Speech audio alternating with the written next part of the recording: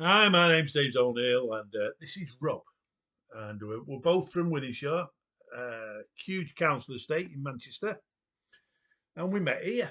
Didn't know each other in Winningshaw, but we've met here. Rob's lived here for a few years. I've lived here for a few years. Our paths have crossed, and we're refugees from chaos, and we're here in this peaceful place, aren't we? Yeah. So we're going to do a video now. Normally, me and Rob do a video in January, and we say what we think the year's going to be like. We're not like predicting and prophecies.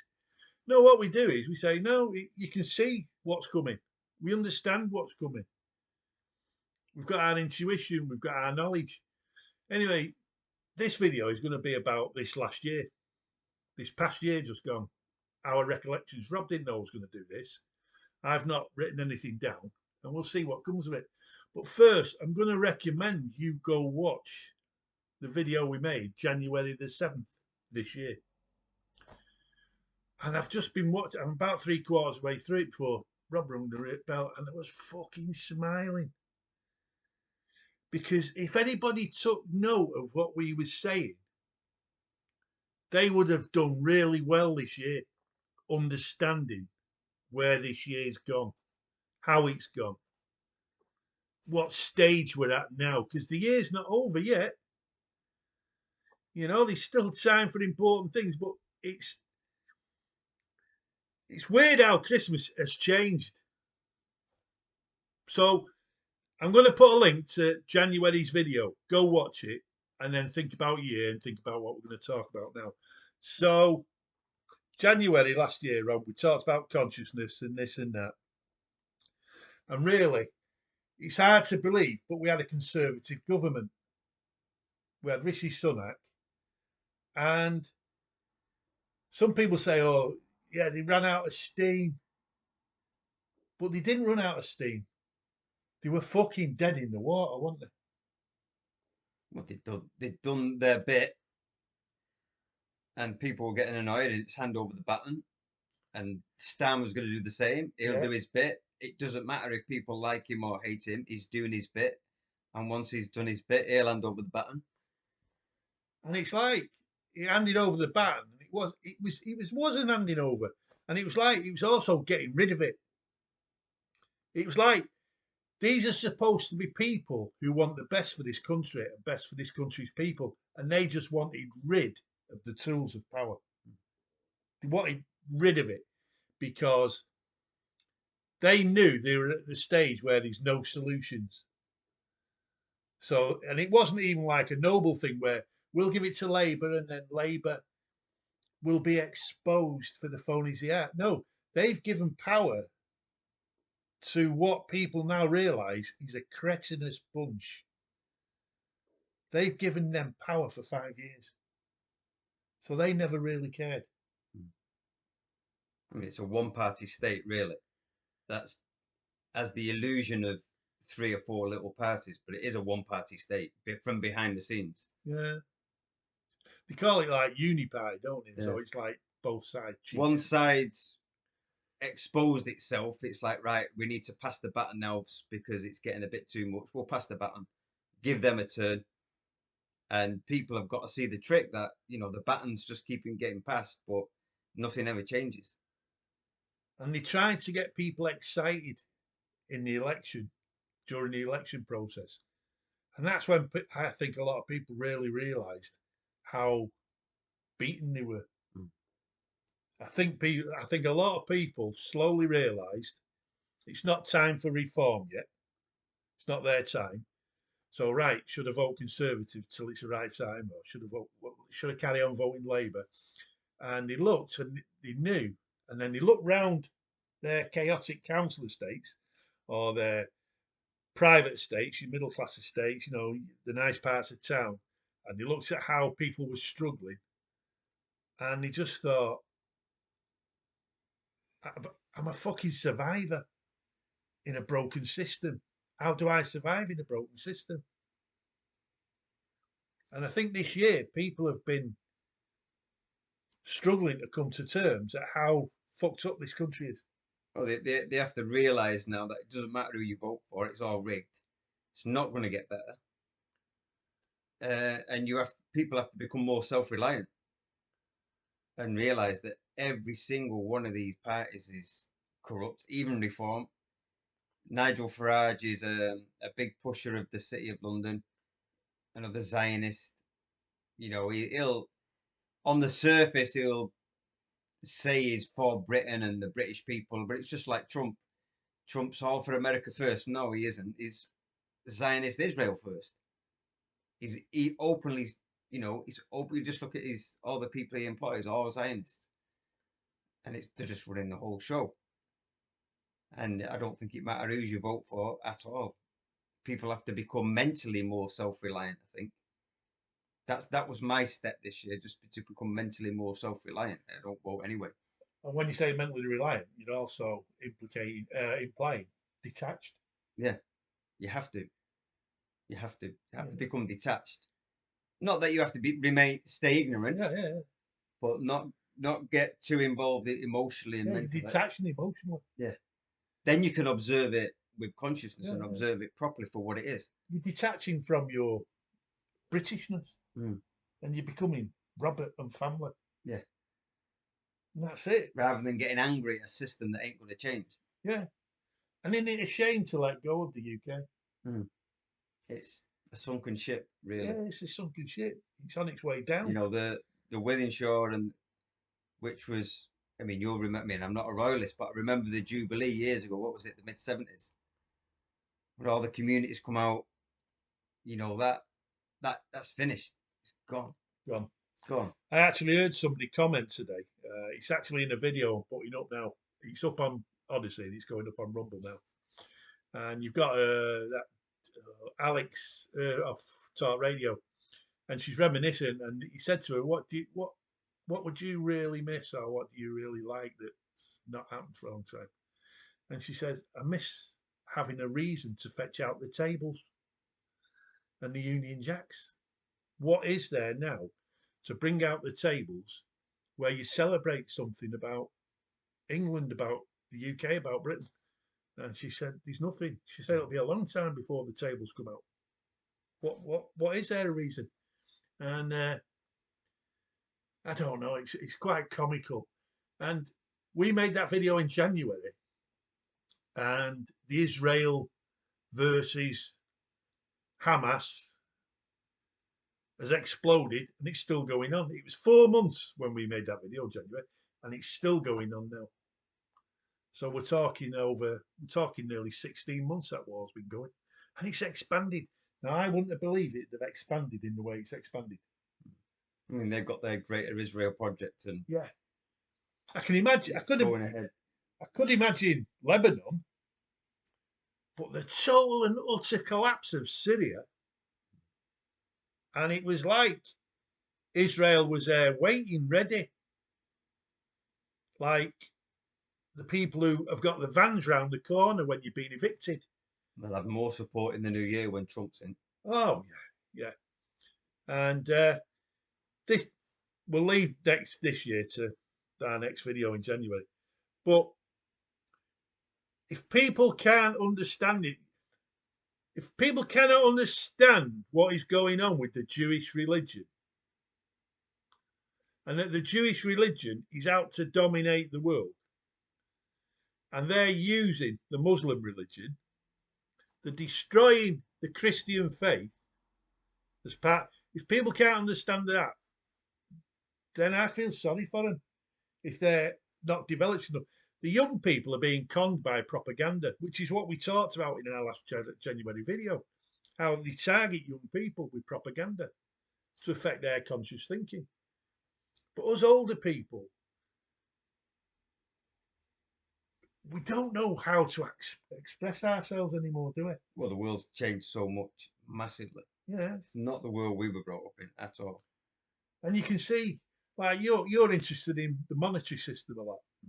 Can you believe that Germany's financially collapsed? I mean, The strongest currency, the strongest. when people realise the whole of the monetary system is based on an unpayable debt, you know, you got Japan, one of the strongest economies in the world, but it's got the biggest debt, one of the biggest debts. it manages that debt in an intelligent way, Mm. whereas Germany has actually slit its own wrist. It's actually demantling.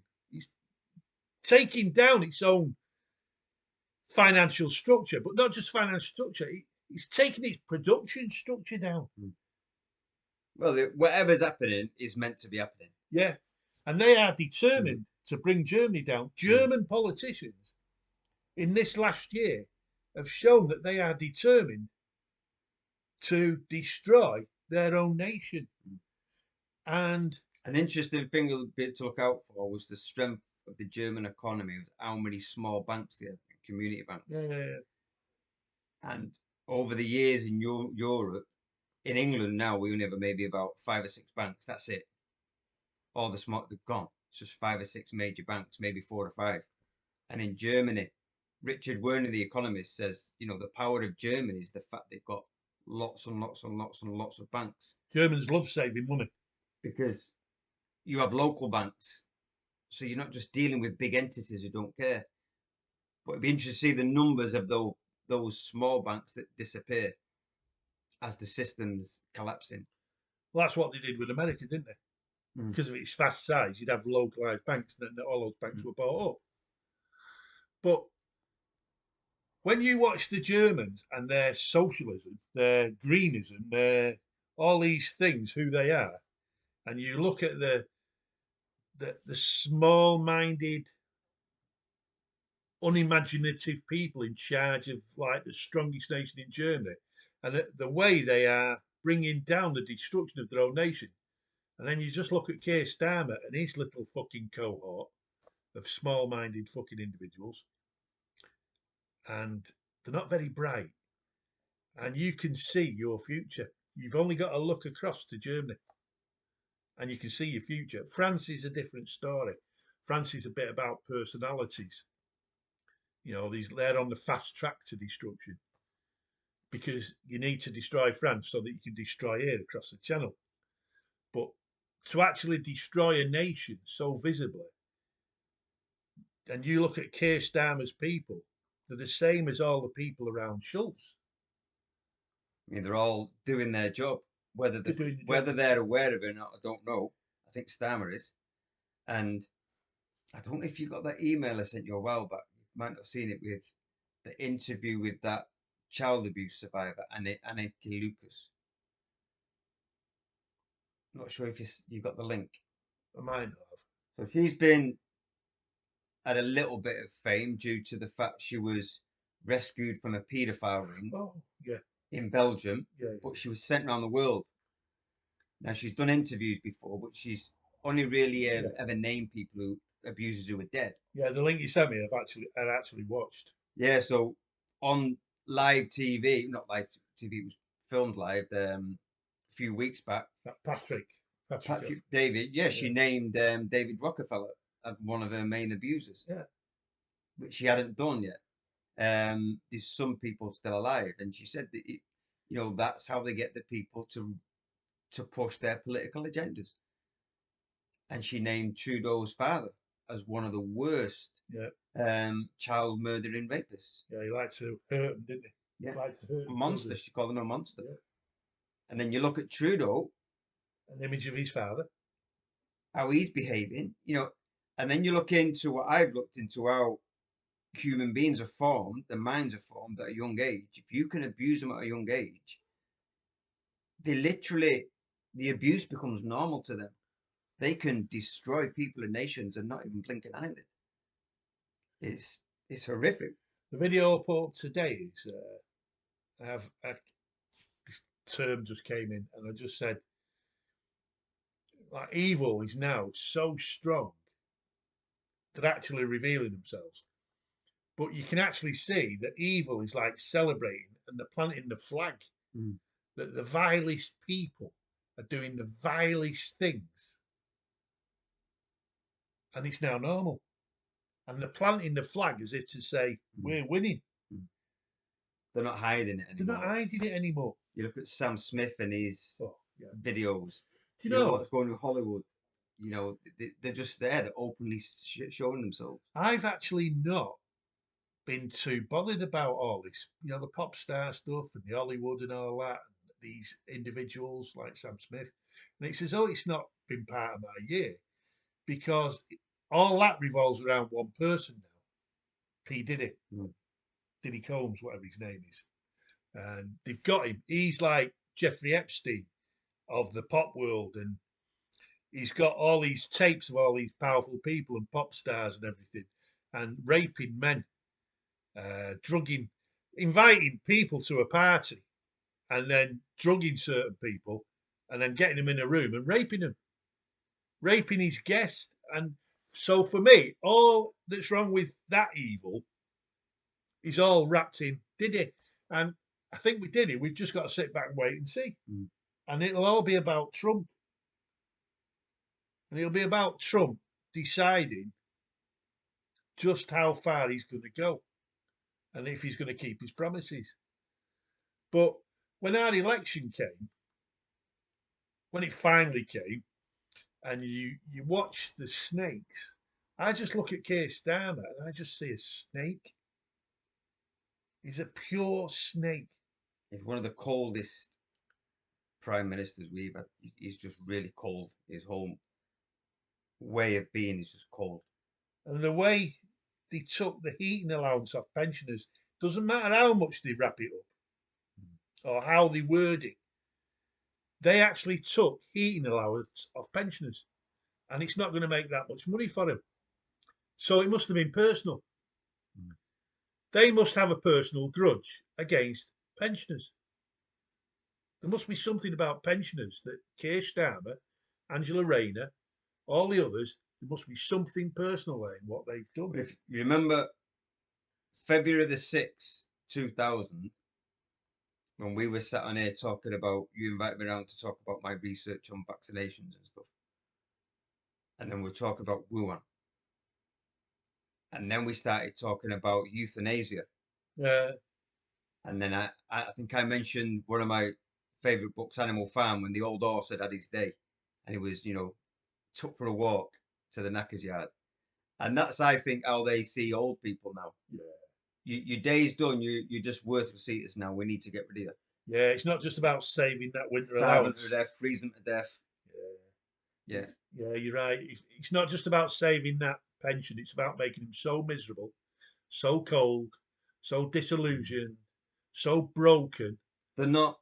They can't serve a purpose in their agenda now. Yeah. The fact that they're alive and the universe has given the right to live doesn't matter to them. They don't serve their agenda now. Yeah, it's not they're that too old. Yeah. The universe hasn't decided it's their time to go Yeah. yet. They're not Excess ill. waste. Excess waste. Yeah. Yeah, you're right. And they're not bothered about the vote anymore. They don't value the old person's vote. No. Whether they voted for Brexit or not, it doesn't matter. It's about, no, there is no place in future society for old people.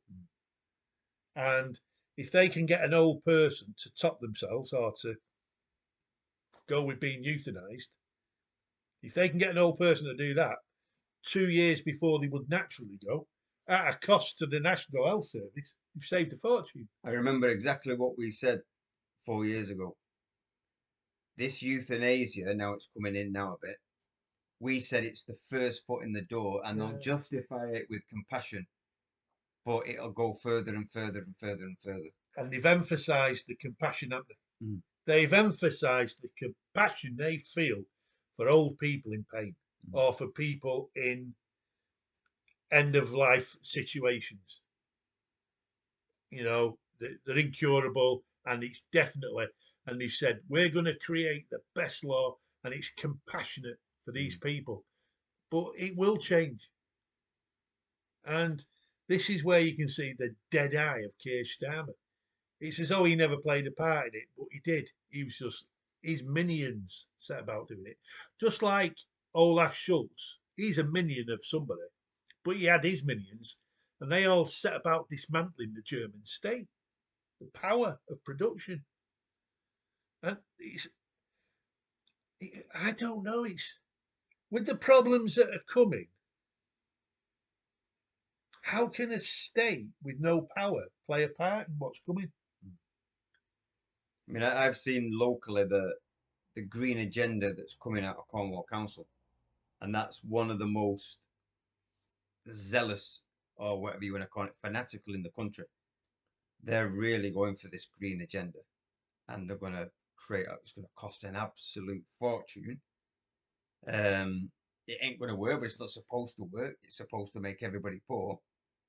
It's going to make businesses really struggle a lot. I remember the old Bank of England chairman, Mark Carney, said anyone who doesn't go along with the green agenda will go out of business. Canadian communist. Yeah. So Cornwall on a local level is going to it is going to be getting hammered. They've done all the consultations, which they're supposed to do, but they didn't really tell anyone about it. I went to one of them. Out of about 40, 50 people in the room, there was only 2 people I didn't talk to. The rest were against the green agenda. But the response from the council, oh, we're going to do it anyway. They're just going to do it as steamrolling their agenda, regardless of what we think. It's like when you see the school boards in America and you've got all the parents telling them they do not want these sex books in their children's classrooms, in their children's library. They do not want books explaining how 2 little boys, can explore their sexuality by sucking each other's penises. And these are genuine books in American schools. And you've got all the parents telling them, we don't want this. And the school board, they just sat there like that. And they're going to do it. But then the parents are like, it's took them a long time to get to this stage, and it should have been quicker. They should have been on it quicker, because all those school boards are all voted in by the parents. So you get what you vote for. And this year, Starmer has fell into it. He's fell into power. And it's not that he doesn't know what to do with it. He knows he's only going to get one go at it. He knows he's going to be out. And he'll be well rewarded. Well rewarded. Yeah. And I actually said this 3 months ago. I said all these young new MPs that have now got a place in Parliament, they are slowly realising from the hostility of their constituents that they're going to be one-term MPs. They're not going to have massive pension pots. So when they come out of power after one term, all these young MPs and others that have fell into it, and it's their first term, they're not going to be long-term MPs. So they're going to be made unemployed at a time when this country is totally and utterly fucked. All these young MPs, they're realising that they're going to be looking for a job when this country has no jobs. And all this, they all look after each other. No, they're going to learn that they're disposable. It's all the establishment, the long-term establishment, who've kept the ship floating, the Labour ship, to get to this point where they're now doing what they're doing. And I've got no sympathy for them. What's going to happen to them in 5 years' time? I've got no sympathy. The problem is we know the agenda from behind all that, and a lot of the general public don't. And they're sitting there, what on earth is going on? This is insane. But when you realise it's not insane, and you have to take that step back and look at it for what it is, but most people have got their heads in it. And they're thinking, oh, Labour don't know what they're doing. They don't know what they're doing. They got it wrong. No, everyone's got it right. Everyone's took the agenda as far as they could.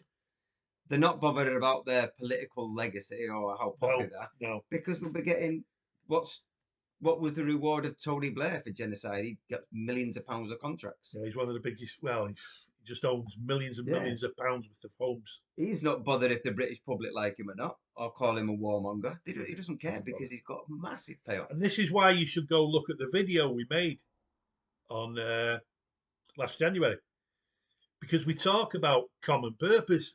I've just been watching the video, and we didn't have an agenda, nothing like this. And then all of a sudden, we fell straight into common purpose, and we were describing now. Unless people delve into common purpose and that type of organisation, there's other ones with other names. Yeah.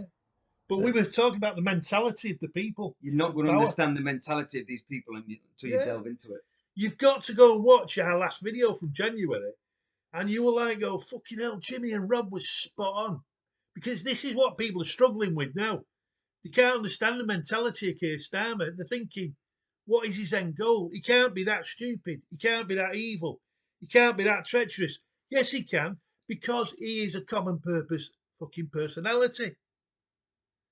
They've been waiting for this day for 20, 30 years. And they know that if they've only got one shot at it to destroy this country.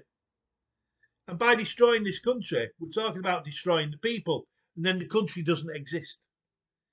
The country is still there, but what that country is about doesn't exist anymore. It's their thing to play with and maneuver and take where they choose to take it, because it'll be broken. It's not, Britain isn't broke, it's been broken. Yeah. That's what people need to understand. And years ago, when I knew there was a world global agenda, I thought, but how can they pull it off? And then it was a video I'd seen years ago. I think I seen about 2009-10 of Brian Gerrish of the UK column. He did his first expose of common purpose in 2007, I think, in Leicester, I think it was, or Coventry. And it was on YouTube. And the way he explained it made me see, that's how they're doing it. They've infiltrated every kind of institution, Yes. the police, education, local councils, NHS, all infiltrated over many, many years. And once they've got the top positions, that's all they need. Yeah. That's all they need. It's a little bit like functions like limpets. Like limpets on a rock. Like a secret society. Yeah. You hold the top positions, and everything else below is a need to know. And all you've got to do is, like any criticism, it's like water off a duck's back. Yeah. It doesn't mean anything criticising them. Mm. Which then brings you to, like, the next election is going to be actually the last. Well, it's going to be the last purposeful one. The next election is going to be about, will reform get a chance? And then reform being in power will show people it's over, because they won't be able to do anything. Because for me, they need reform in power to know that there is no hope within the political realm. Yeah. Because people are pushing their hope onto it. And for me, it will be great when Trump fails, because he's not meant to succeed. Yeah. Because then people, what you went to America years ago, told the Christians to stay out of politics. Yeah. And people are putting Farage and Trump as our last hope. But it'll be great when they won't succeed, because they won't. And then people will then wash their hands with politics and realize, actually, we've only got to look at ourselves now, because this whole bunch of them, a lot of them, are controlled and corrupt. You know what? A thought just come in my head though. You talk about Trump, so I'm thinking politics, this and that. And a thought just come in about Trump being shot. I'd forgotten that Trump's been shot. When I say forgot, it's not come up in conversation. It's not come up in anything I've watched lately. It's as though, like, yeah, brush it aside. The fact that somebody shot the president, or the future president of America, the man who was going after the presidency, most powerful man in the world, was shot in such a way that it was obvious it was a setup. It's obvious that forces within America arranged for Trump to be on that stage and to be no security. And it was the first Trump rally that CNN filmed live. They hadn't filmed a single Trump rally live. Then all of a sudden they go, oh, I think we'll film this one. And it's the only one where they had snipers on a rooftop in case somebody shot at Donald Trump. And they were there to make sure that they killed the sniper, so he wasn't taken alive. It's so obvious, yet it's all been forgotten. And I just smiled to myself as Rob was talking, thinking, even I've not thought about it. But at the end of the day, it doesn't mean anything. Not in our individual lives. No. And our individual spiritual progress in this lunatic asylum. Yeah. It's all interesting things that are going on, Yeah. but ultimately, But there's so many of them. yeah, it's just too much for me now. Yeah. It's one after another, and so I just kind of like focus on with that health seminar I did with Patrick. My main focus, because unless people are healthy physically, emotionally, spiritually, you can't do anything anyway. You know, we made the video in January. We're talking about consciousness, about people have got to open the consciousness and understand. And it's like at the start of my videos now, this year, I've put this thing about evil. Do not underestimate evil. And then the next caption is, do not say, nah, they wouldn't do that. And then I put, yes, they would, because they're evil. Mm. So that consciousness, we did the video. You did your way in the hotel where you had all these people. Patrick flew over from the Canary Islands. You did a full day where you're talking to people about consciousness and everything. Did you feel a weight lift off your shoulders when you did that? So, right, I can now concentrate on me and my family, and I've done my best. Well, I've been wanting to do that for a while, obviously, because the lockdown and other things. That's given me a platform. So the last few weeks now, I've been doing a few more conversations with Patrick. I mean, I haven't got a channel or anything. It's only local people that know me.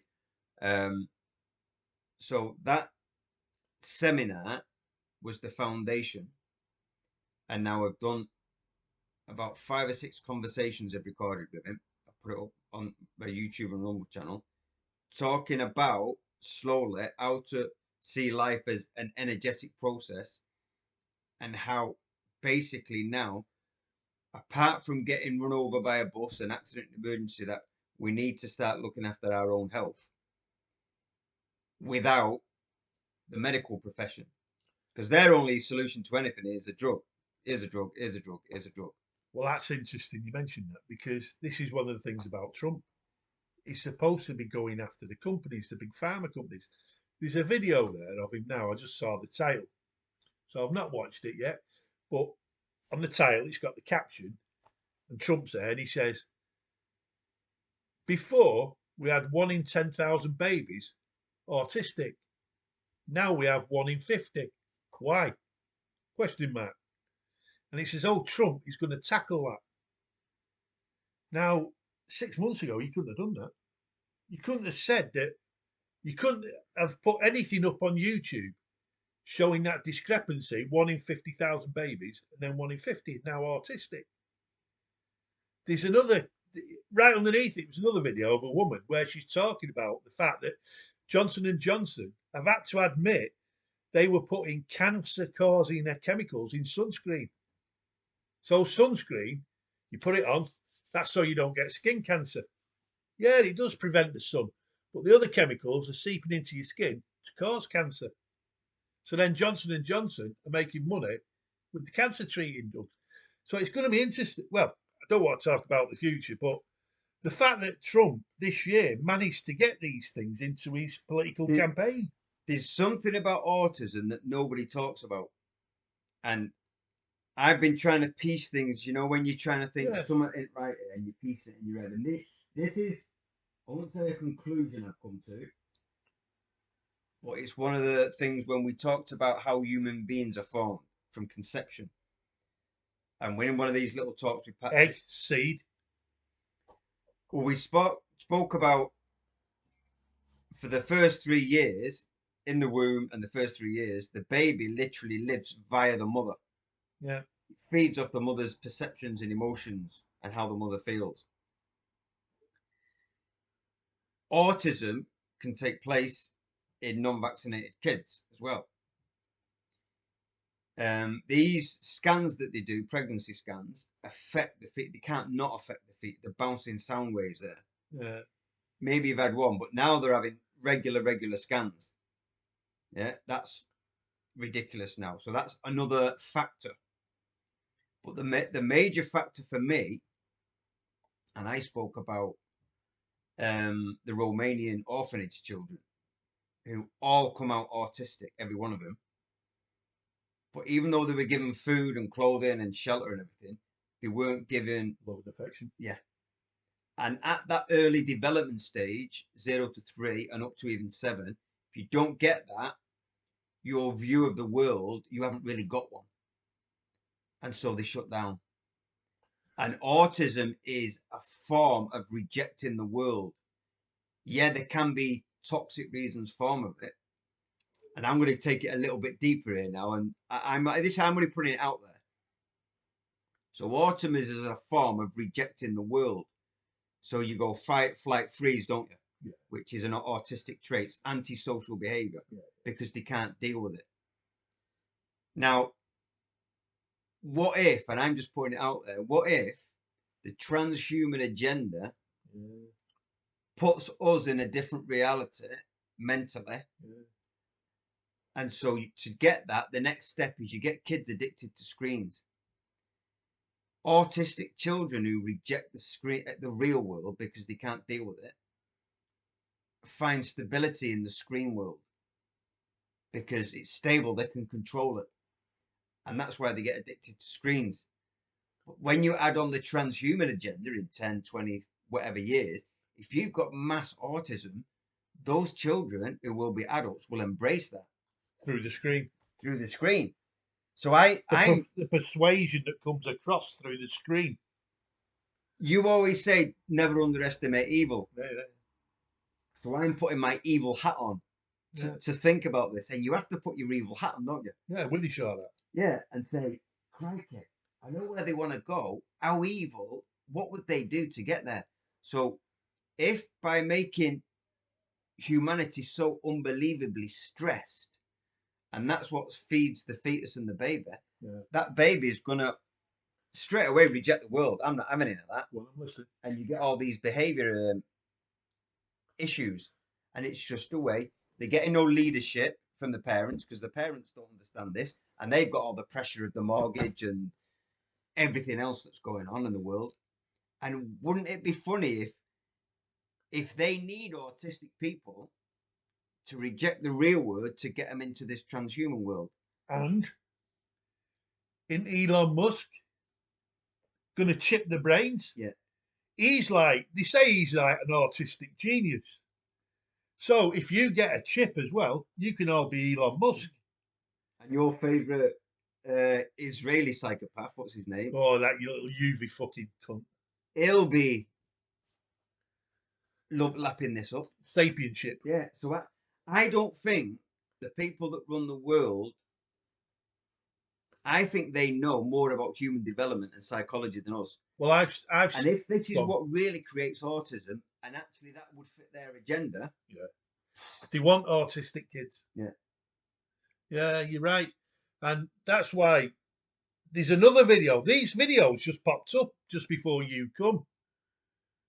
And it's weird how I had the Johnson & Johnson one. And there's another one saying how these parents cured their autistic teenagers through health treatments, healthy foods, whatever way of living, how they approached them.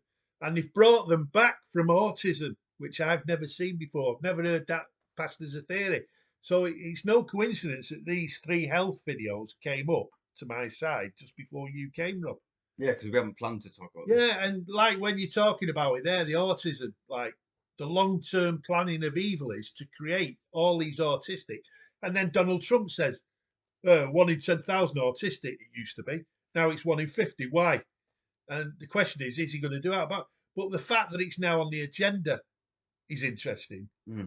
But now you can also see, was this the long-term planning of the evil elite, the truly evil elite, to create a society where autism is like so prevalent, and then these autistic children can be changed through the trans agenda, through your Elon Musk chip the brain agenda, all these things that they've got planned now for the autistic children. This wasn't an idea that anyone told me. It was a light bulb. Yeah. Because I thought, why would you create, if you know how humans are formed, why would you create mass autism? Yeah. What's their gain? And then Patrick, years ago, I had a chat with him about it, and he said, autistic children find stability in the screen world, the fake world, because they don't find it in the real world. And then it was like, boom, right. With an autistic child, when they've been programmed, all you got to do is press a button. Mm. and they go do what? They'll make perfect soldiers. Mm. You know, they'll make perfect cannon fire. Never underestimate evil. Never underestimate evil. And what I was looking for is this book. You've got to get this book, Battlefield Earth, L. Ron Hubbard. And it's the battle between good and evil, and there's a society that lost the battle. And by all appearance, they're an evil race of aliens, but they're not. Somebody enacted a plan to chip the brains and change the way they thought to make them warlike and unfeeling. Because that's the thing about the what's the name of the race? But Cyclones. the Cyclops, Cyclops. Cyclops, and it's based on psychos. So this psycho alien race, they're totally unfeeling. It's like the deep down autistic unfeeling, aren't they? They're clever, they function, but the feelings are totally dead. And that's why you have to get this book, because this book, I've told you, L. Ron Hubbard, Scientology. No, CIA, mind control. Yeah. And he wrote this book before he set up Scientology. This was like a big project, this book. But I mean, the biggest thing, because you were pushing me to read it. a couple of years It is ago, a big book. It is yeah, a big book. it's daunting. But I'd say it's, for me, a daunting book like that, it was well worth it. Yeah. And there's quite a lot you get out of it, a lot. The biggest thing I got was, at one point, there was 3 spaceships in the sky. 2 were battle spaceships. And from the ground, the humans were saying, oh, there's another spaceship seems to be running the show. Yeah. It was the Galactic Banker. The race that controlled the bank. And when we know in our world, the banks control the wars. They had no weapons. The Galactic Bank spaceship had no weapons. And the conference between all the alien races that were claiming the Earth all had to meet at the conference table in the banker's spaceship. They had no weapons. And even though these were like fighting spaceships, it sounds daft, but even though they were like, it's like America with all its tanks and China with all its tanks and its Russians. Eventually, they had to go and sit at the conference table, and who controls it? The banks. Yeah. And if one alien race tries to tell the bank, I'm not having it, I'm taking it, then the bank just says, well, I'll organise it that all the other alien races come together to beat you in a war, and then they will be paid by taking everything that you've got. And then that alien race shut up, didn't they? They went, oh, right, all right, oh, sorry, got a bit excited there. They're literally telling you a lot of true stuff in that book. That was written before Scientology was set up. This is over 40 years old, and they wrote it. It's a script for the future, set in a novel, and that's their way of laughing at you, showing you. So you got to get that book. But yeah, so Trump, I'm like, because I was watching some CGI stuff a couple of days ago, and I thought, yeah, I can see it that maybe it was all a show, Donald Trump getting shot. Yeah, but he was shot his ear, you can tell. No, we never saw his ear. Yeah, there's a scar. Well, we can do that scar later. I think that was arranged to make him win the vote. Yeah. They want him in power. Win the election, yeah. Because that gives them another 4 years now, because everyone's going to sit back, oh no, we're saved. They knew they wouldn't get away with stealing it again. Yeah. Not this time. So now they've got 4 years where people are going to say, oh, let's give Trump a try. Yeah. Now, when Trump fails, because nothing will change, that they've got 4 years of advanced in their agenda. They'll deal with the reaction for them 4 years when it happens. Yeah. So they've got 4 years peace now where they can think, oh, the people are going to give Trump a go. And when he doesn't do anything, nothing changes, we'll deal with that then. Yeah, it's going to be interesting, but that'll be a 4-year thing. It's not just going to be a 1-year thing, is it? Yeah. It's not just going to be 2025. The more interesting bits will be around 2027, 2028, and the big thing is this Russian war, this Russian-Ukraine war. And this last year, that Russian-Ukraine war, and this is the beauty, it's amazing, the patience of Putin. He's quite happy to not burn up Russian troops. You know, they say, oh, he's lost so many people, he's lost this. Well, I don't think he's lost. Well, he won't have lost as many as they say. And the Ukrainians have lost more than the same. But it's the fact that Putin is not fighting this war out of ego. He's quite happy for little encounters pushing 2 miles, 100 men, basically, a little armoured force of 100 men, 2 miles.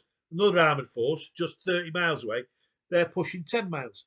And he's got this along this 1,000-mile border. And whereas somebody with an ego would have big battled armies and it'd all go for, and NATO weren't prepared for that. NATO and the UK, and it's this last year, I'm like amazed. Well, I'm not amazed. I'm just like, I'm surprised at how stupid our leaders are, how determined they are to throw money into that Ukraine war,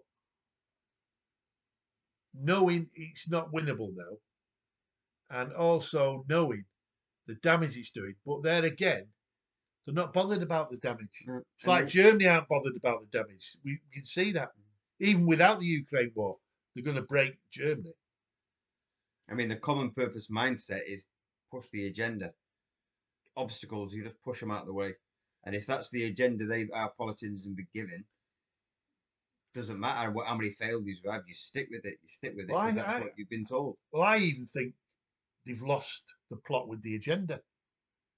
It's like when the Russian Bolsheviks got in and they took power, like Lenin and all that, and then they pushed the war onto the kulaks, the people who grew the food, and they quite happily killed all their farmers.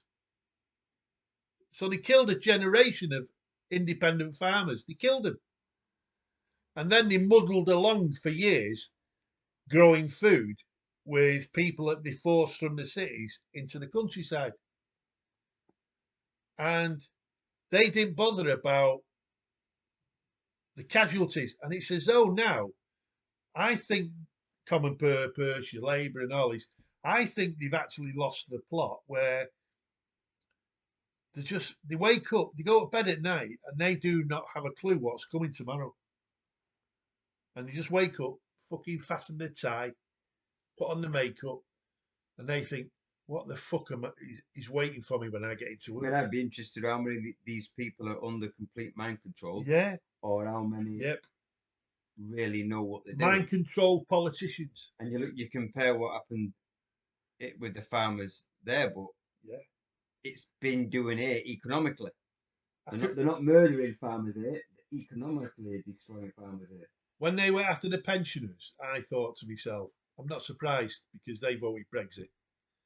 But when they went after the farmers so early, I was like, wow, they are really determined to destroy this country.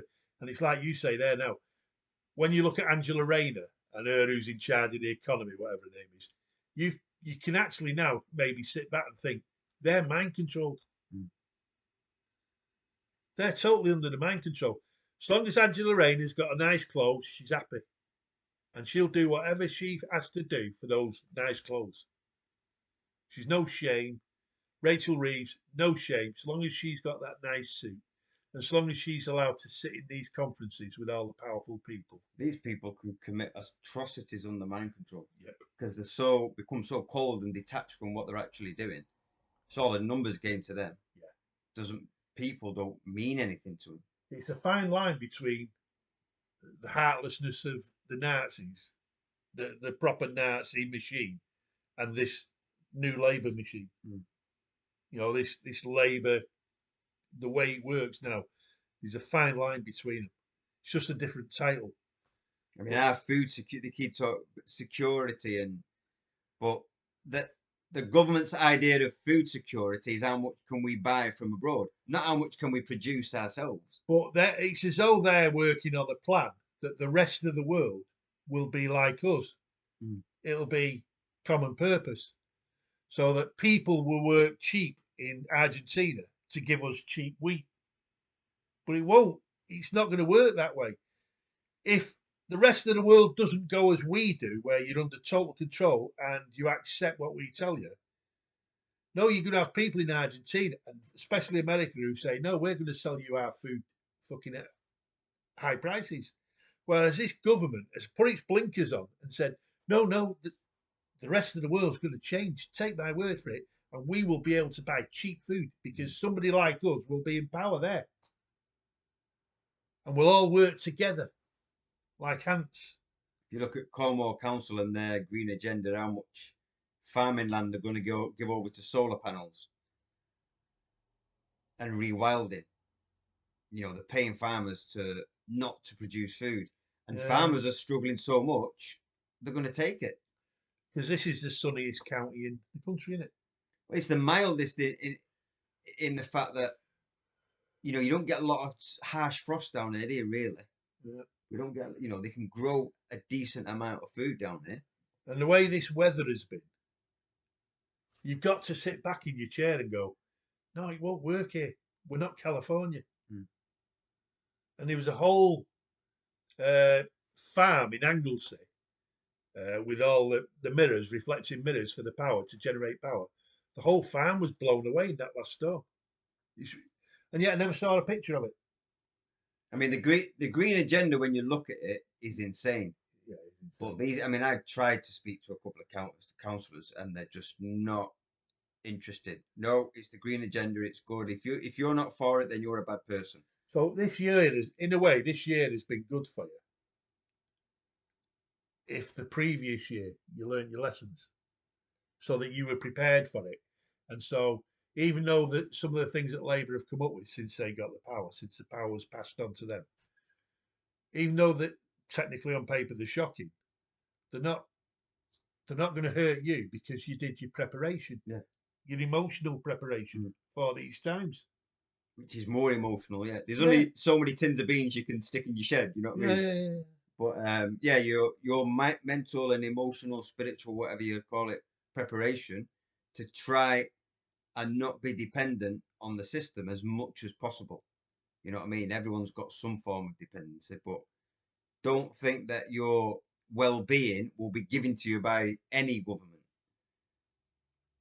Not at all. Once you accept that, then it becomes a lot easier. You become a little bit more self-reliant, and that's the basis of health. Really, is self-reliance. So what's been interesting for me now, just listening to Rob, and how this conversation's not gone in any way the way I thought it would. It's the way we've not talked about the personalities in politics or the personalities in religion or the big things that have happened, because it has been a big year. Things that have happened, battles, wars, devastation. No, we've talked about emotional stuff. And because those things are going to continue. Yeah. The things you're talking about, they'll continue. Yeah, that can be next year as well. You know, eventually you've got to step off that loop. You've got to get out of that wheel and go into another slower wheel or a slower road, should I say, where this year has been about emotional growth, hasn't it? And I hope anyone who's watching, because I'll put the link below to the video we did January the 7th last year, and I just smile so much about the things we talked about. And at the start of the year, we were talking about your emotional state, how you've got to develop it. So really, hopefully, I hope people, if you expected like fire and brimstone about politics and politicians and events, it's weird how this conversation is like gone back to the emotional stuff that we talked about at the beginning of the year. So I'm quite well, like you said, then this insane agenda is going to continue regardless of what we do. So we have somehow got to survive that, and by getting angry and like you say, you got to step off it a little bit. It's there in our lives, but you've got to step off a bit. So maybe the best thing I can call this video is, how did you do? Rob and Jim want to know how you did in 2024. And we hope you did well. We really, really do.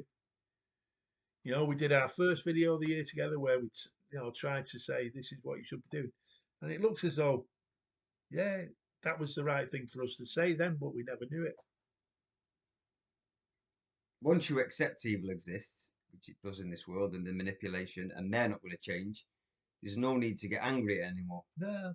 You do your videos and you expose it because Yeah. it needs to be exposed, but you can still sit back, have a walk along the promenade, and just enjoy the beach. Which I'm starting to do more of. Yeah, because it's now time. yeah. Right. So we're going to finish it there. Is there a last word you want to say, bro? Any thought what comes to you now? What you want? Whatever your understanding of spirituality is, anybody's, I think people, and it's not selfish to look after yourself. Get to know yourself a little bit more. The more you know yourself, the better you'll survive the insanity, because the insanity ain't going to stop for a long time yet. And so you've got to think, well, I want to survive it, and maybe get into people of their own personal relationship with themselves and the universes. Maybe that's take time out for that, I'd say. Yeah. Be compassionate on yourself. Yeah. Give it, Especially on yourself. don't kick yourself that you've been stupid all these years. Show yourself some compassion. Don't give all your compassion to other people. Fuck them. They'll drain you. They'll drain you dry. You can be compassionate to yourself. Yeah. And your nearest and dearest who maybe need that. But the rest, there's a very quick line between you and the world, or the rest of the world. You really, it's the people around you, concentrate, not concentrate on them. And once they let you down, once they like, no, I'm going this, let them go. Let them go. And all your energy's for yourself. And for me, all I'm going to say as the last word is, get this book. Battlefield Earth, L. Ron Hubbard. Please get it. And this is a great book to give your teenagers for 2025. My daughter's read it. Has she? Isabella, yeah. How old is she? 23. What does she think? Well, she's a reader. She enjoys it, novels. Yeah. So this is her genre. It's her first time reading it as well. But she is fairly awake anyway. Yeah. So she can see the relationship that has. Yeah. And it's in the something world. she can come back to in 5 years. A lot in that, yeah. I've read this book 10 times and I've owned it. I've had to keep buying it because I give it away to people. And I've learned, when I say I've learned, there's something I missed that I wasn't meant to really see, and then I saw it at an appropriate time. It's like when you read in this book about how the brains of the Cyclos race totally changed the mentality of this alien race 100,000 years ago, which made them these psychopathic, warlike race. All it was a simple chip, a metal chip in the brain. And the women in the alien race, the females, were given a different chip that made them subservient and docile. So that they did feminine jobs like secretarial work, and they never complained. And they just accepted that was their role in life. And the male ones accepted that their role in life was to be warlike and invade and kill without feeling. So, yeah. Right, we'll leave it there. Yeah. And we'll do another video in about 2 weeks. Yeah, I'm switching off the world for a week. Yeah. So I'll be back to reality. Right, what are you doing? You were telling me before what you're doing Boxing Day. I'm going to go to bed.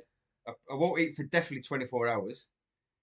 Because my legs need a rest, being a window cleaner.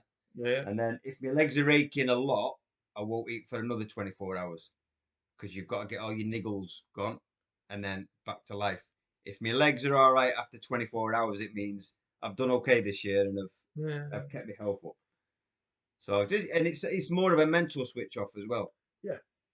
Physical, emotional, spiritual switch off. It's tough to lay in bed for 2 days and do nothing, isn't it? It is. You need a book. You need a couple of comic DVDs. Nothing too serious. Yeah. A movie that just like takes up 2 hours and you go. Yeah. Something you lose yourself in. Yeah. And it doesn't affect your emotions. No. Yeah. Something to chill out. Fawlty Towers. Fawlty Towers. Yeah. I tell you what I'm buying. I'm going to treat myself. I keep saying no, but I am going to do it. I'm going to buy the box set of Ted Lasso. Totally fucking a lightweight story that has moments of emotion. And it's like when I watched Ted Lasso a couple of years ago, I used to watch it and I used to get tears in my eyes. And I used to like think, wow, how did that do that? So I'm going to treat myself to a Ted Lasso box set. Right, take care. Have a nice Christmas, nice New Year.